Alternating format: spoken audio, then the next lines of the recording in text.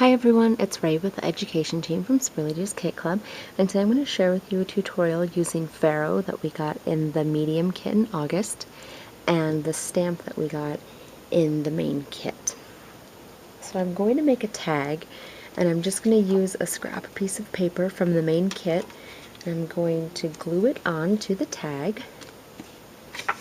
And I've cut it out, and you can see that there's some black marker on there, and it doesn't really matter because it's not going to show,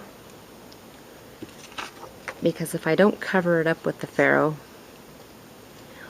I will distress it. So one of the popular things that people are doing with Ferro is using them with masks. And what you may not know is that you can also use it with stamps. It gives you a different effect. It's still pretty cool. I'm going to show you how to do that now. Just so you know, if you have any Ferro, what you want to do is you want to keep as much of this coating on here, this little wrapper right here, because it will keep it wet in there, because this stuff can dry out. I've actually bought a couple of bottles that are completely dried out already. It's kind of sad. Okay, so for my design, I don't want to cover up the whole thing because I still want to see this pink. And I have a frame that I'm going to be using for my design, and I want to place it right there. And so I'm going to decide where I want the Ferro to go. By the way, this is the new Tim Holtz Ornate Frame die, and I just cut it out using some cardstock. No, not cardstock, cardboard. It's pretty thick. And then I just painted it. So I think I'll start out right here.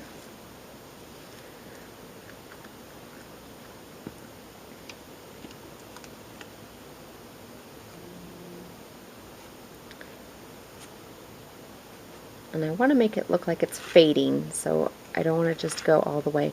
But I do want to have some thickness to where I'm layering it so that the stamp has something to actually stamp into and make an impression.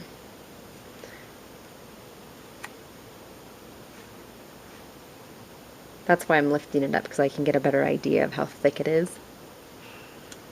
Let's see.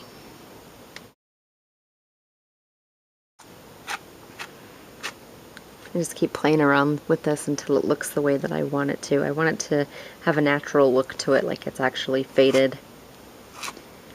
I don't want it to have any harsh edges, and I think that's pretty good.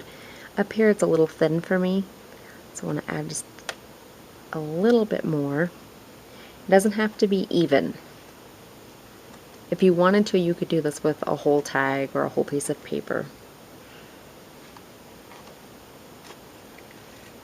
Alright, that's pretty good. So I'm going to let this sit for just a sec because it is pretty wet, and I want to have the stamp to have something to get into. It needs to be a little thicker, so I'm just going to let it sit for maybe 2 minutes. Okay, so this has been drying for about 2 minutes. I'm going to let it sit for just a second. And by the way, don't you love my lighting? I have the new Stella light. Tim Holtz uses this light. Look at all the different ones, the different modes that you can use. That's the daytime. I think that one looks best. Yeah, that looks good. And we have some of those in the Swirlydoos store, so if you don't have one and you're sick of your Ott light, it would be a good idea to get one of these. Okay, so I think this is about as dry as I want it to get before I start stamping. And what I'm going to need before I start is I'm going to need a wet paper towel and a dry paper towel. So I will start here, and I'm not really trying to go for the whole part of the Ferro to be stamped, just a little bit of an impression. And I don't want it to be very harsh, so I think I will just line it up here at the bottom. Line my stamp image up with the bottom of the tag, and I'll start by pushing down, and I don't want this end right here to go all the way over. I want it to look like it's faded a little bit. So I'm just going to lift it up.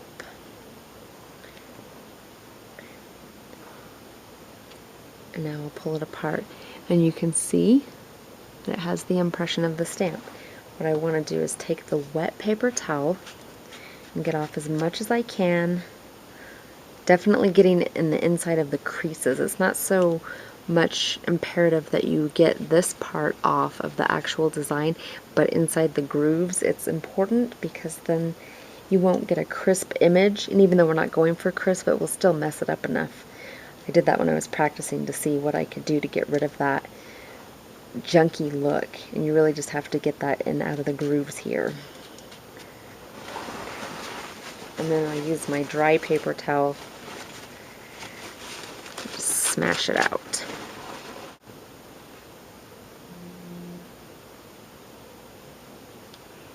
Because I'm going to repeat the image over here, it's okay if I push it all the way down. It's just up to you what you want to do. That's just how I want my design to be.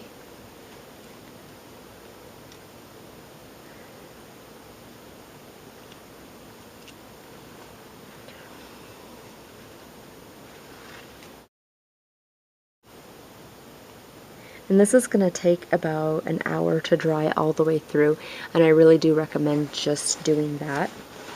Just letting it dry. You do not want to try to work with this stuff, like start layering on here, because then you're going to ruin the image on there that you just stamped into there.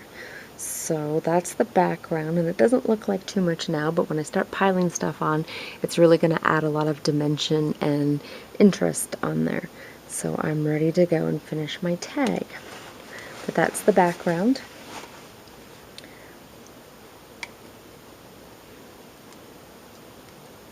And be sure to go to swirlydoos.com and check out our forums. We also have almost 200 videos on our YouTube channel, so be sure to check those out. We have lots of information. We're full of information at Swirlydoos. Thanks for watching.